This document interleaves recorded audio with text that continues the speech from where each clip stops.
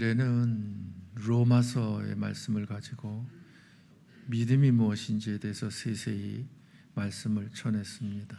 이제 순서에 따라서 오늘은 고린도서 그러면 고린도 전서와 후서가 있어요. 그런데 두 권을 묶어서 고린도서의 주님이라는 제목으로 말씀을 전하게 되겠는데, 이 고린도 교회는 성경에 소개되어져 있는 여러 교회들 중에 특별히 열심히 특심한 교회로 알려져 있습니다.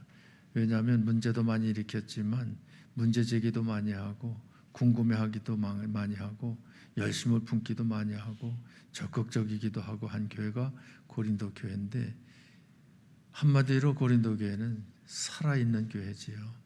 죽은 교회라고 하면 움직임이 없어요. 소극적이고 우유부단한 신앙생활을 하는 이런 성도들만 모였더라고 하면 문제될 것이 없어요. 왜? 열심히 주님을 섬기는 섬김이 있어야 문제가 발생하지, 섬김이 없는 데는 문제 발생할 수가 없지요. 그런 고린도 교회가 꽤 괜찮은 교회로 세워지게 되어진 배경이 있지요. 고린도 교회 가서 복음을 바울이 전하기 전에 어디서 복음을 전했는가 하면 아덴에서 복음을 전했어요. 그 사도행전 18장 1절 말씀 보십시다. 9절, 사도행전 18장 1절 같이. 그 후에 바울이 아덴을 떠나 고린도에 이르러, 여기 보니까 바울이 어디를 떠나? 아덴을 떠나 어디에 이르렀다고요? 고린도에 이르렀다고. 그 여기서 에피소드가 있는데, 바울이 아덴에서 복음을 전할 때에 실패했어요. 망신만당했어요. 부끄러움을 당했어요. 왜 그런가 하면 아덴이라고 하는 것은 철학의 도시거든요. 인간의 지혜를 가지고 그저 있지 아니한 말을 만들어내는 것이 그 철학의 도시 아덴이거든요. 그 아덴에 가서 철학도들과 함께 맞상대해가지고 복음을 전하겠다고 바울이 팔을 걷어붙였어요. 그리고는 쟁론을 하는 거예요. 쟁론이라고 하는 것은 말싸움이거든요. 그렇다 아니다, 기다 아니다, 그러면서 네 말이 맞다, 내 말이 맞다, 서로 말싸움하는 건데, 복음이라고 하는 것은 하나님께서 죄인을 구원하기 위해서 이루신 그 역사이기 때문에 일방적으로 하나님께서 믿으라 그러면 구원받는다 외치는 거지, 전파하는 거지, 믿을래 안 믿을래, 믿으면 좋고 안 좋고, 이래서 못 믿어 저래서 못 믿어 그러면 그만두든지 이럴 수는 없는 거예요.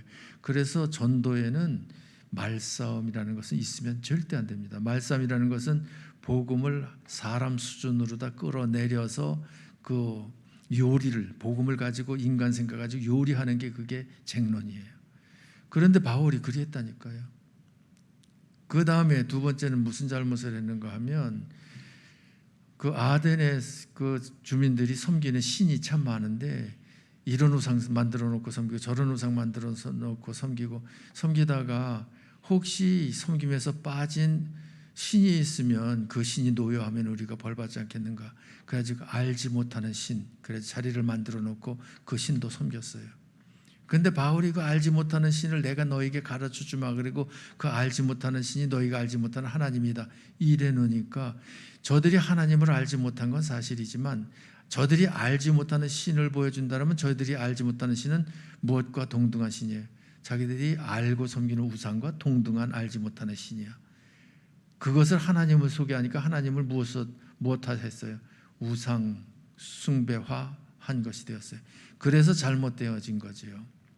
그 다음에 세 번째는, 좋은 말을 들어서 이야기할 때 너희 시인 중에 한 사람이 말한 것처럼 내가 말하는데, 그리고 성경 하나님의 말씀을 들어서 이야기를 해야 되는데 철학도들의 한 말을 들어가지 얘기를 하는 거예요. 그러니까 말이 하나님의 말이 아니고 누구 말이 돼버린 거예요? 사람의 말이 돼버린 거죠. 그래서 바울과 절친한 사람 몇 사람만 믿기로 작정하고 그 복음이 제대로 전파되어지질 않아 아덴에 교회가 세워지질 않았어요. 이렇게 복음을 전하는데 실패하고 후줄근해진 바울이 어디로 발걸음을 옮겼다? 아덴을 떠나 어디로 갔다? 고린도에 갔다. 고린도에 가서는 아덴에서 복음을 전하는데 실패한 그 전철을 밟아야 되겠어요? 아니면 심기일전, 그죠? 용기백배 힘을 내 가지고 승리해야 되겠어요? 승리해야 되겠죠. 보십시다. 고린도전서 2장 4절 같이 내 말과 내 전도함이 설득력 있는 지혜의 말로 하지 아니하고 다만 성령의 나타나심과 능력으로. 그러니까 아덴에서 무엇으로다가 이겨먹으려고 그랬어요? 지혜의 말 가지고 이겨먹으려고 그랬는데 고린도에 가서는 지혜의 말로도 하지 않고 무엇으로? 성령의 거듭남의 그 역사, 나타나심과 성령의 그 거듭나게 하는 능력, 성령을 의지하고 성령께 위탁하고 복음을 전한다 이 말이에요. 이 2장 5절 같이 너희 믿음에 사람이 지혜가 있지 아니하고 다만 하나님의 능력에 있게 하려 함이니라. 믿음이 사람이 가르쳐주는 지혜로 만들어지는 것이 아니고 하나님의 능력에 의해서 믿음이 받아지는 것인 것으로 그저 이 글이 역사되도록 한다라고 하는 것을 이야기하는 겁니다. 자, 그러니까 아덴에서는 복음을 전하는데 실패했는데 어디 가서는 고린도에 가서는 제대로 복음을 전해 제대로 승리한 거, 제대로 승리한 나머지 고린도 교회가 제대로 세워진 거죠. 그런데 그 고린도 교회 성도들이 제대로 된 믿음을 가지고 열심을 품고 신앙생활을 하노라니까 궁금한 게 많아. 이해가 되지 않는 것이 많아. 그래가지고 문제 제기를 해. 문제 제기를 하는데 교회 안에 어떤 일이 생기는가 하면 누구는 바울이 전한 복음이 좋고 누구는 아볼로의 그 웅변적인 설교가 좋고 누구는 그리스도가 또 제일이야. 그래가지고 파당이 생겼어. 분열이 생겼어. 그런 문제 이럴 때 어떻게 해야 합니까? 그러니까 바울이 가르쳐 주지요. 하나님이 심었고 나는 물을 줬고 아볼로는 물을 줬고 나는 심었다. 그러니까 바울이 복음을 전해서 복음의 씨를 심은 것을 아볼로는 그 설교를 통해서 물을 주는 역할을 해서 신앙이 자라게 하고 실제적으로다가 자라게 하는 것은 누가 자라게 하셨다? 하나님이 자라게 하셨다라고 하는. 그러니까 하나님 중심으로 해서 우리는 서포트한 거다라고 하는 것을 이야기를 하면서 해결해 주었죠. 그런가 하면 예수 믿는 성도가 결혼을 해야 되느냐 안 해야 되느냐. 결혼한다는 것은 금욕주의적인 삶이 아니지 않느냐. 엔조이하는 삶 아니냐. 그러니까 그 결혼 문제에 대해서도 믿는 성도가 결혼해야 돼요 안 해야 돼요? 주 안에서 믿음으로 해야지요. 그리고 믿음의 자녀들을 생산해야지요. 그러니까 결혼 문제에 대해서 이야기하고 우상제물 먹어야 되느냐 말아야 되느냐. 그런데 우상제물 먹어야 돼요 안 먹어야 돼요?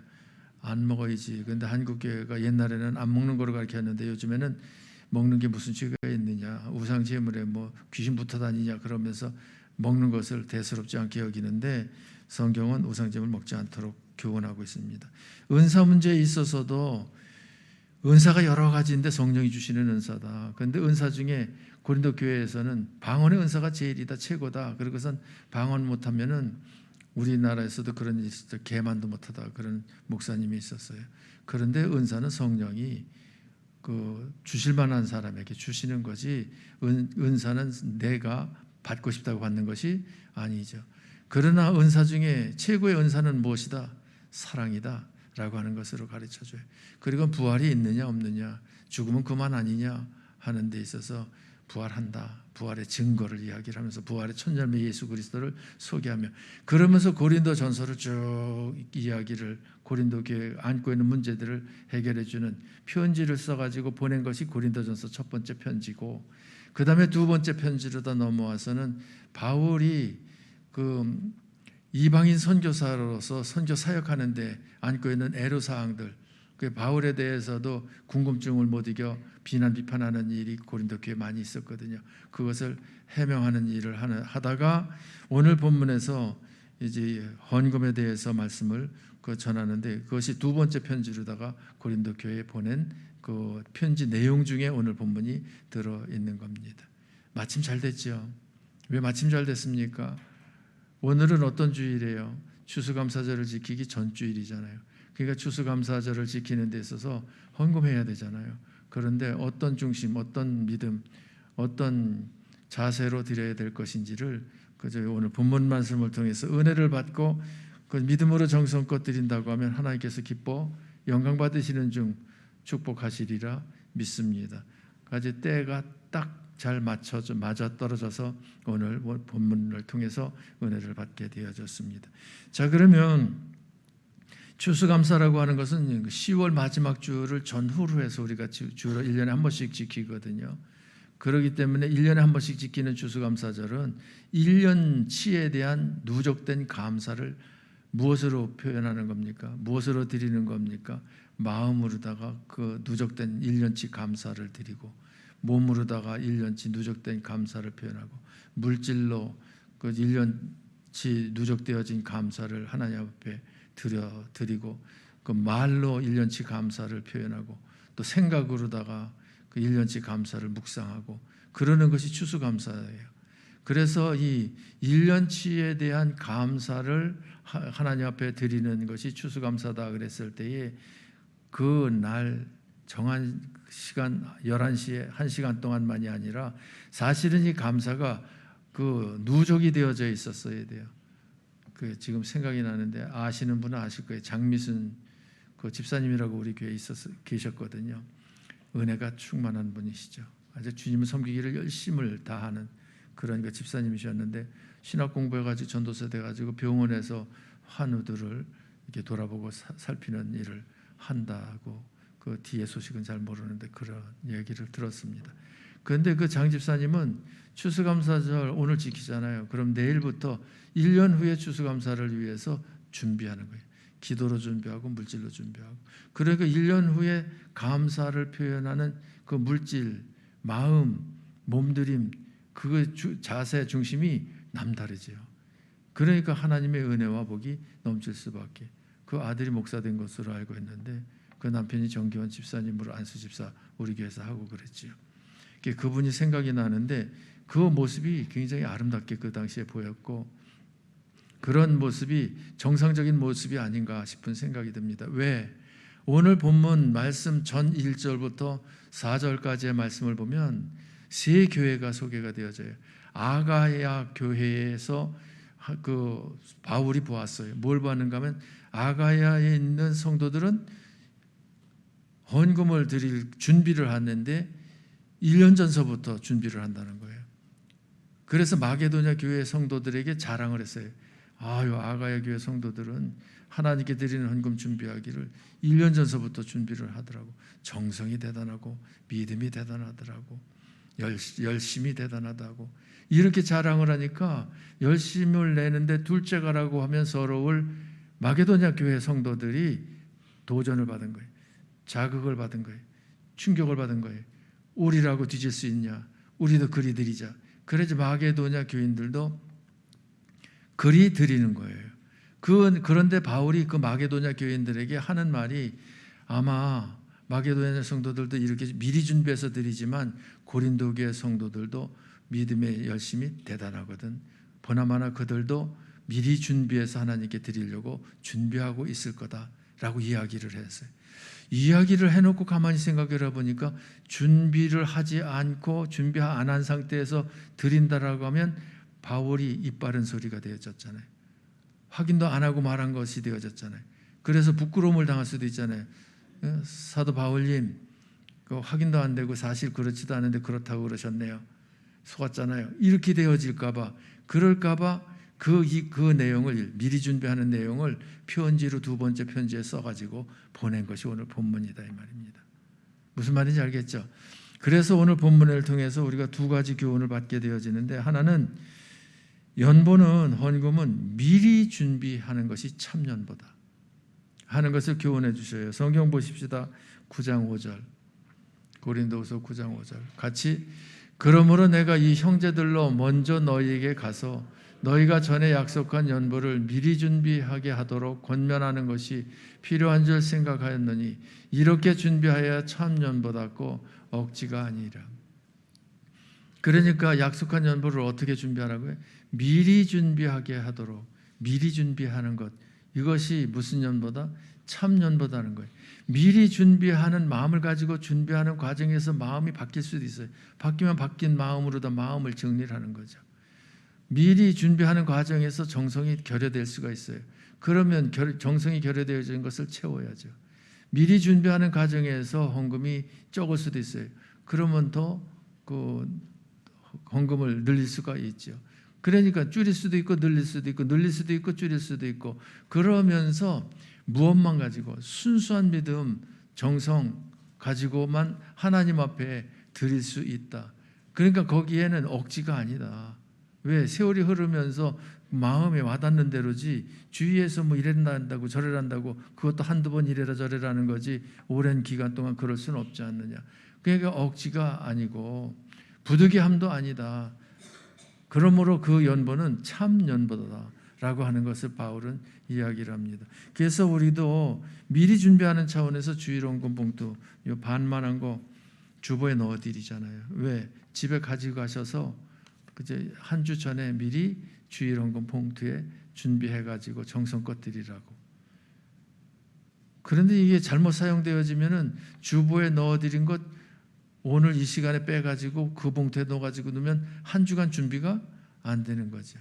이 추수감사 헌금 봉투도 뒤에 1년 전서부터 꽂혀 있어요.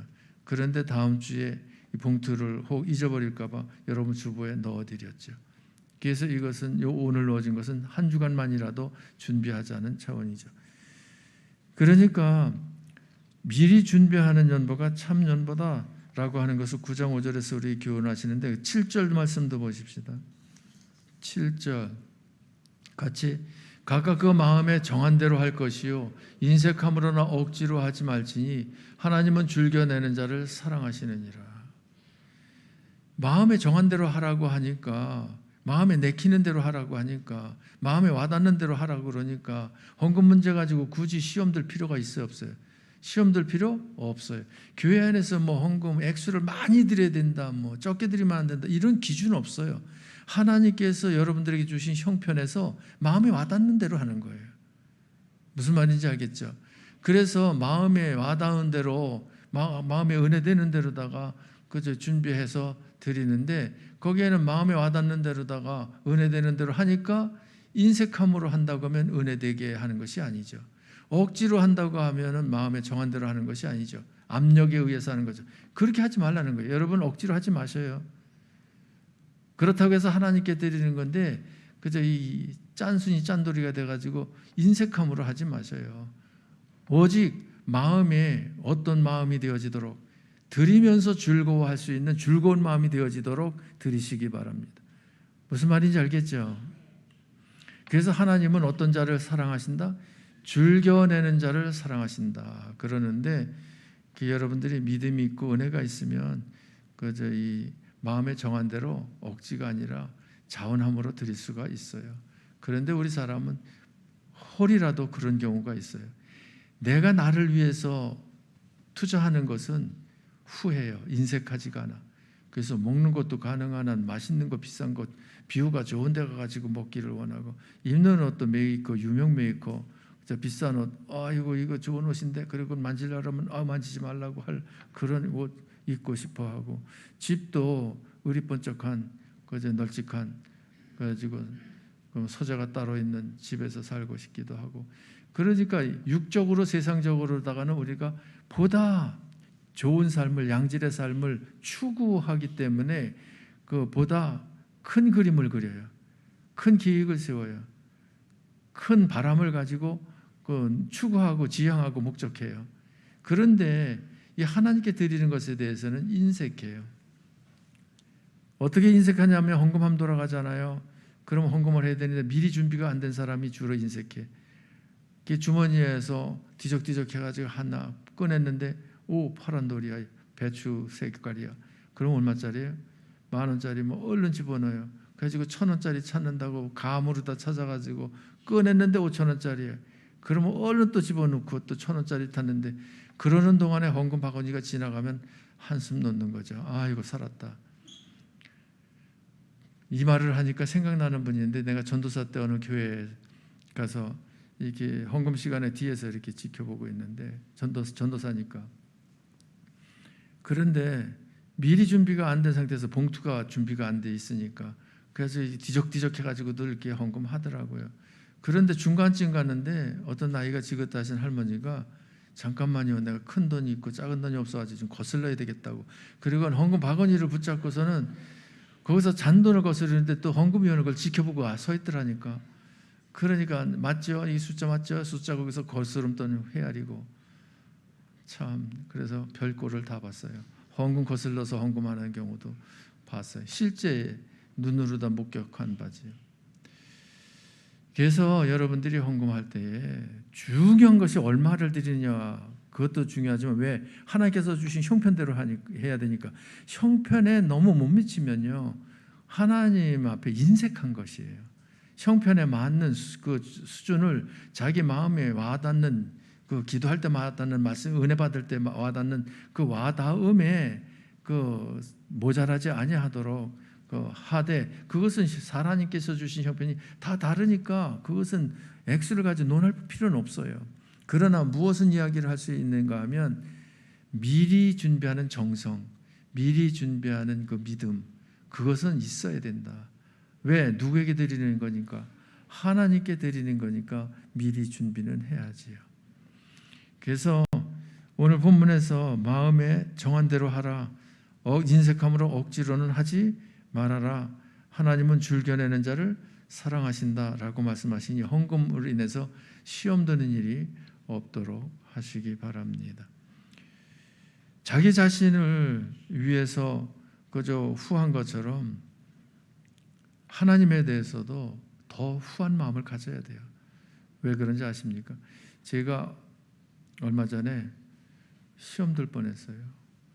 왜 내 주위에서는 목사님 그리고 전화 오거나 만나자고 그런 요구를 하면 그 용돈을 주든지 아니면 그 밥을 사줘야 되는 그런 그 친구들이 주로 연결이 되어지고, 그래가지고 그 얼마 전에도 그 용돈 아이들도 주고, 그러니까 목사님 자녀들이죠. 그리고 또 목사님 사모님도 용돈도 드리고 식사도 제공하고, 그래야지 지난주 뭐 계속 연결돼 가지고 그래.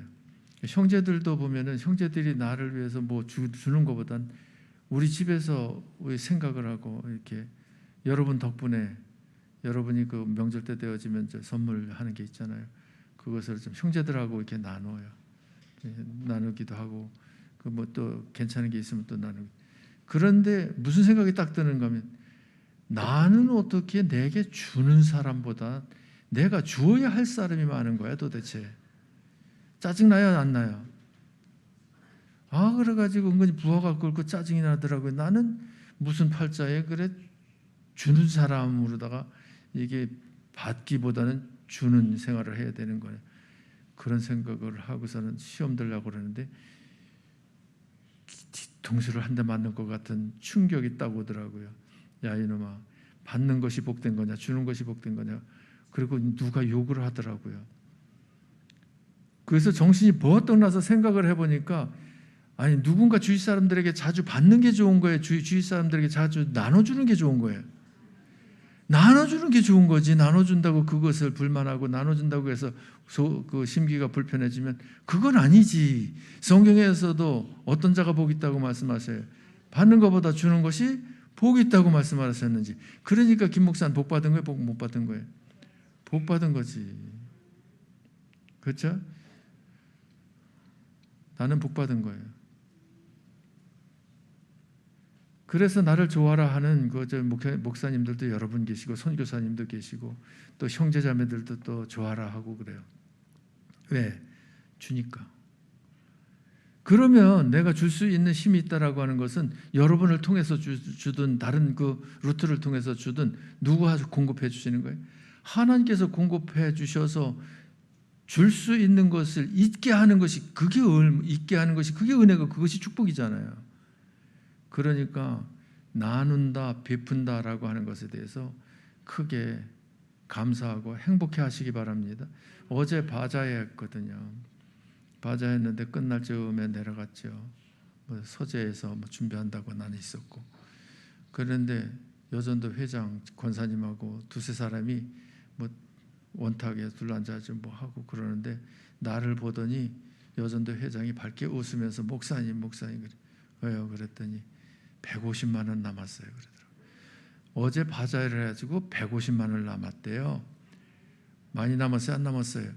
그 150만 원 남는 데는 한 30여 명이 수고, 땀 흘려 수고한 수고가 열매로 맺은 것이 150만 원이. 그런 줄 알았으면은 300명이 와서 수고를 했으면 얼마나 남는 건데, 1,500만 원 남는 건데. 그런데 그 밖에서 집사님 한 분이 그런 말을 하더라고요. 고급 인력이 와가지고 수고를 했다. 그게 맞지요. 우리 성도들이 고급 인력이지. 근데 고급 인력이라 하더라도 수고를 하지 않으면 남는 게 있어요, 없어요? 남는 게 없어요. 고급 인력이 수고를 하니까 수고의 열매가 있는 거예요. 그러니까 수고를 할 수 있도록 기회가 주어졌다라고 하는 것, 그래서 열매를 맺을 수 있게 되었다는 것은 참 감사한 일이죠. 그렇잖아요. 그러니까 우리가 이 열매를 맺는 삶을 살기를 힘쓰고 애써야 할 줄 믿습니다. 그 다음에 오늘 본문을 통해서 우리가 두 번째 교훈받는 것이 무엇인가 하면 고린도후서 9장 6절 같이 이것이 곧 적게 심는 자는 적게 거두고 많이 심는 자는 많이 거둔다 하는 말이로다. 조금 전에 잠깐 언급을 했습니다만 바자회를 언급했습니다만 적게 심으면 어떻게 거둬요? 적게 거둬. 많이 심으면 많이 거두어요. 이거는 자연 법칙이고 하나님의 섭리의 역사예요. 적게 심었는데 많이 거두고자 하는 것은 욕심이에요. 이런 욕심을 가지고 살면 그 심보가 어떤 심보예요? 도둑 심보이기 때문에 도둑놈 돼. 강도 심보이기 때문에 강도가 돼. 그러니까 우리는 정직해야 돼요. 거두기를 얼마만큼 거둔다. 심은 만큼 거둔다. 이런 정직함이 있어야지. 심기는 열을 심었는데 열에 대한 거둠은 100인데 1000을 거두려고 하면 욕심이잖아요. 욕심이 잉태하면 죄를 낳고 죄가 장성하면 사망을 낳는다고 망한다니까요. 그런데 성경에서 분명히 적게 심는 자는 적게 거두고 많이 심는 자는 많이 거둔다 라고 말씀하신 이 원리를 우리는 인정해야 돼요. 믿어야 돼요. 그러니까 많이 거두기를 원한다 그러면 어떻게 해야 돼요? 많이 심어야지요. 많이 심어야 돼. 그게 적게 심고 많이 거두기를 바라는 그 바람은 접어야 돼. 아셨죠? 적게 심었는데 적게 거뒀다 그러면 당연한 것으로다가 감사해야 돼. 많이 심었는데 많이 거뒀다. 그 당연한 것으로 감사해야 돼. 적게 심고 많이 거두려 하는데 많이 거두지 못했다. 짜증난다. 원망불평한다. 그건 죄를 짓고 악을 행하는 거예요. 그런데 문제가 있어요. 문제가 어떤 문제인가 하면 욕심을 부린다고 하는 그 문제 위에 어떤 문제가 있는가 하면 심는 데는 무엇이 따라요? 힘듦이 따라, 고난이 따라, 허리 아픈 게 따라, 땀이 흘려져. 그렇잖아요. 허기가 져. 그래서 씨를 심을 때, 나무를 심을 때, 곡식 씨를 심을 때 심는 일이 얼마나, 지금도 생각을 해보면 시골 출신이잖아요. 깡촌 출신이잖아요. 수지. 지금 수지가 촌이라 그러면 웃어요. 아파트가 얼마나 밀집되어 있는지. 우리가 살던 집 그 자리에도 아파트가 들어와서 앉아 있어요. 그런데 그 봄이 되어지면 논에가 가지고 모를 심잖아요. 모를 이렇게 뭐 한 묶음을 쥐고 뛸 때에 4-5개를 띄워 가지고 뿌리를 요 손톱 있는 데다가 맞춰 가지고 요거를 같이 눌러 가지고 이렇게 오므려야 돼요. 그래야 뿌리가 땅속에 들어가면서 흙으로다가 이렇게 감싸게 되어져. 그렇지 않고 그냥 찔러만 넣고 오므리는 게 없으면은 모가 물에 떠버려. 그럼 그 모는 죽어. 무슨 말인지 알겠죠? 그런데 이거를 심고 줄 띄워놓고서는 줄 맞춰가지고서는 그 표시된 데마다 이렇게 갔다가 또 오고 두 칸을 한꺼번에 줄 띄는 거죠. 왜? 줄 따라 갔다가 올 때는 줄 안 띈 칸을 따라서 돌아와야 되는데 한 줄을 띄면 갔다간 제자리로다 그냥 빈손 들고 와야 된다고요. 그런데 허리가 아프겠어요? 안 아프겠어요? 어린 나이인데도 허리가 끊어질 듯이 아파요. 그리고 거머리가 얼마나 많은지 달려들어가지고 종아리를 물어 뜯어. 그래서 거머리 뜯어가지고 눈두덩이로 던져버리면 무른 자국에서 피가 막 쏟아져. 그런데다가 또 무는 그 벌레들도 있고 그래. 그런데 밥이라고는 보리밥 그저 한술 줘. 그러니 그것이 얼마나 힘들고 어렵겠어요. 그러나 그 심는 어려움만 있는 것이 아니라 무엇도 있다고 하는 것을 기억해야 일을 할 맛이 날까요? 심는 어려움만 가지고 이야기할 때에 시편 126편을 보면 그 답도 나와. 기쁨의 답도. 시편 126편 5절 같이 눈물을 흘리며 씨를 뿌리는 자는 기쁨으로 거두리로다. 6절 울며 씨를 뿌리러 나가는 자는 반드시 기쁨으로 그 곡식단을 가지고 돌아오리라. 그러니까 씨를 뿌릴 때는 무엇을 흘려? 눈물을 흘려. 씨를 뿌릴 때는 무엇해? 울며 씨를 뿌려. 그런데 눈물을 흘리고 우는 것이 그것으로 끝 다가 아니라는 거예요. 무엇을 하면 기쁨이 있어? 거둠이 있을 때, 추수를 할 때에 기쁨이 있다는 거죠. 거기 그랬잖아요. 기쁨으로 거두리로다. 그리고 6절 말씀에도 기쁨으로 그 곡식단을 가지고 돌아오리라 그랬잖아요. 그러니까 봄에 그 씨를 심고 모를 내고 그러느냐고 너무 힘들고 배는 고프고 괴로운 거예요. 괴롭다고 해가지고서 나 괴로운 거 싫어, 힘든 거 싫어, 땀 흘리는 거 싫어, 안 심어. 그러면은 가을에 무엇이 없어요? 거둠이 없어요.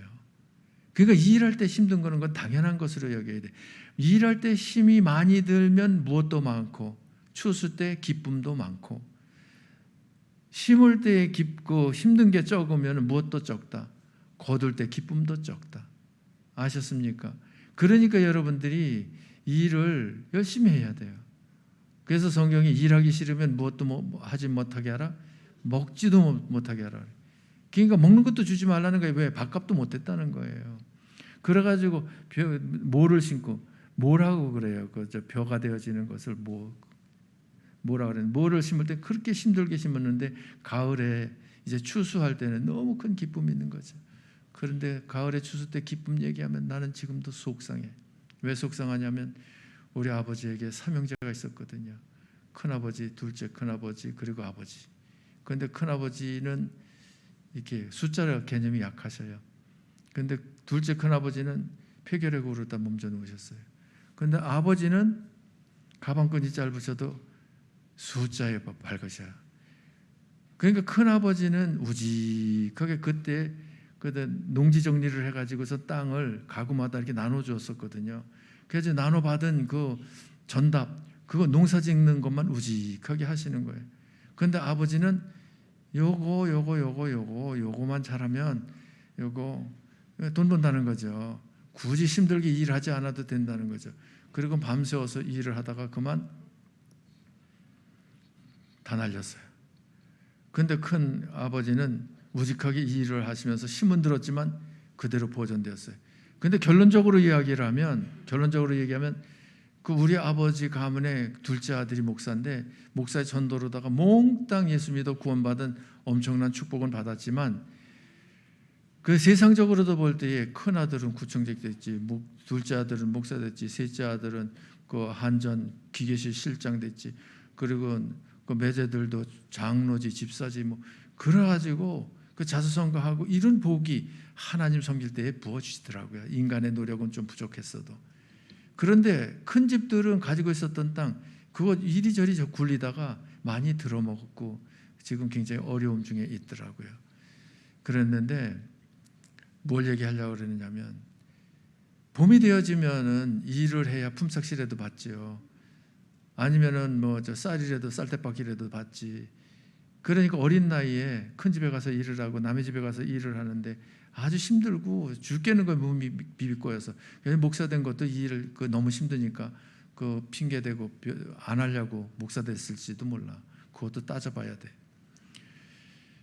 그런데 그렇게 힘들게 일을 했는데 가을이 되어지잖아요. 그러면 논에서 지금은 트랙터 가지고서는 밀고 나가면은 다 비워져. 그래가지고 다 탈곡까지 되어지더라고요.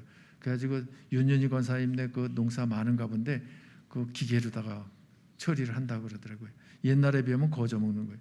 그런데 옛날에는 손으로다가 낫으로다가 베가지고 묶어가지고 그걸 마차에다 실어가지고 그저 바깥마당에 갔다가 앞마당은 좁으니까 바깥마당에다 그저 노젓가리를 쌓아놔. 그런데 큰 집은 그 쌓아놓은 것이 그 야산만큼 많이 쌓아놔요. 우리 집은 쌓을 게 있어야지. 왜냐 아버지가 산수 공부를 열심히 하셔가지고. 그러니까 그 노젓가리 그 쌓아놓은 거 그거 탈곡하는데 와랑 하면서 발로다가 굴려가면서 하잖아요.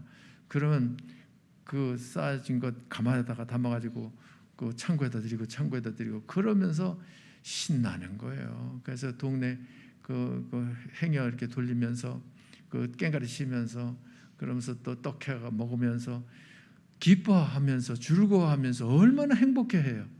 그러니까 무엇을 얘기하느냐고 그래요. 지금 시편 126편 그 5절과 8절 말씀을 보니 5절과 6절 말씀 보니까 눈물을 흘리며 씨를 뿌리는 자는 기쁨으로 거린다. 울며 씨를 뿌리러 나가는 자는 반드시 기쁨으로 그 곡식단을 가지고 돌아오리라. 이 말씀 그대로다라고 하는 것을 알려드리는 거예요. 그러니만큼 여러분들이 일을 해야죠. 무슨 일을 해야 돼요? 그 교회에서 교회 일을 해야죠. 영적인 일을 해야죠. 믿음의 일을 해야죠. 다다음 주 등록한 지 5년 이상 된 남집사님과 여집사님들 모이라 그러면 아이고 난 안 모인다 도망간다. 안수집사 되면 골치 아파 교회에서 일 시켜. 권사 되면 골치 아파 교회에서 일 시켜. 그러니까 도망가야 돼. 그럼 잘하는 거예요? 못하는 거예요? 일을 회피를 하면 무엇도 없어요. 상급도 없는 거예요. 천국에. 상급을 그저 버리는 것하고 똑같은 거예요. 봐봐요. 일을 할 때에 그 학생은 무슨 일을 열심히 해야 돼요? 공부하는 일을 열심히 하면 좋은 대학 가고 좋은 직장 간다고요. 청년은 뭐 해야 돼? 직장 일을 열심히 해야 돼. 그래야 승진을 하고 회사에서 인정받는다고요. 장년은 사업하는 일을 열심히 해야 사업이 번창을 하죠. 노년은 무슨 일을 열심히 해야 노후가 편해요? 손주들을 열심히 보는 일을 해야 되잖아요. 그래야 노후가 그제 며느리 눈치 안 보고서는 편하다니까요. 그러니까 각자에게 주어진 일이 있는데 그 일을 이제 성경 본문에서는 모든 일이라고 하는데 그런데 그 일에는 무엇이 따른다? 무엇도 따르지만 무엇도 따른다. 힘들어, 어려워, 땀 흘려, 눈물 나. 더 있지만 그 일에는 결론적으로 무엇이 주어진다? 기쁨과 감사, 행복, 영원한 복락이 주어진다. 라고 하는 것을 전제하고 우리가 일을 할 때 일이 힘들어도 할 만한 거예요. 운동선수들이 금메달을 딴다. 그 금메달을 딸 것을 전제로 해서 그 연습을 하니까 그래서 피땀 흘리면서 연습을 해도 그거 감당하는 거죠. 이를 악물고 감당하는 거잖아요. 우리들의 신앙생활도 글이 돼야 돼요. 글이 되어진 이는 금메달을 따. 그런데 일을 놔버린 운동 훈련을 놔버린 그런 선수는 금메달하고 거리가 멀어. 무슨 말인지 알겠지요? 그래서 눈물을 흘리면서 씨를 뿌리는 자는 기쁨으로 거둔다라고 하는 것을 마음에 꼭 새기시기 바랍니다. 그러면 하나님께서 우리들에게 사실은 이 일을 시킨 것이 하나님이 일선이 없어서요. 천군 천사 동원하면 우리보다 완벽하게 일을 하셔. 천군 천사 동원할 필요도 없어요. 하나님께서 말씀 한마디로 빛이 있으라 그러면 빛이 있어져 버리고 궁창이 생기라면 궁창이 생기고 땅바다가 묻이 드러나라 그러면 땅바다가 생기고 해달별들은 빛을 발하라 그러면 빛을 발하는 광명체가 되어지고 그 새와 물고기들이 있으라 그러면 하늘에 새가 날고 물에는 고기들이 있고 그 짐승들도 사람도 하나님께서 말씀으로다가 한마디면 착착 생겨나잖아요. 그런데 굳이 우리들에게 이 일을 하라고 일을 왜 맡기시는가? 일하는 그 수고를 인해서 무엇이 생겨요? 실력이 생겨요. 내 속에. 이 일을 감당할 때 이 일을 하는 그 과정에서 내 속에 실력이 생긴다고요. 그 실력이 체력도 생기지만 영역도 생기는 거예요. 체력이 생기면 세상에서 감당하는 일이 폭이 넓어져 혜택이 크고 영역이 크게 생기면 그 신앙의 실력이 있고 확장돼 그래가지고 천국을 기업으로 크게 받고 그러니까 영주권의 금수야내세에 복 주시려고 우리들에게 일하라 일을 맡기신 거지 하나님께서 할 일이 많으셔가지고 우리에게 맡긴 것은 기단이다 아니다. 그래서 하나님은 우리들에게 빌미만 있으면 기회만 있으면 꼬투리만 있으면 무엇 주기를 원하세요? 복을 주시기를 원하세요. 어떤 복을 주시기를 원하세요? 신명기 28장 12절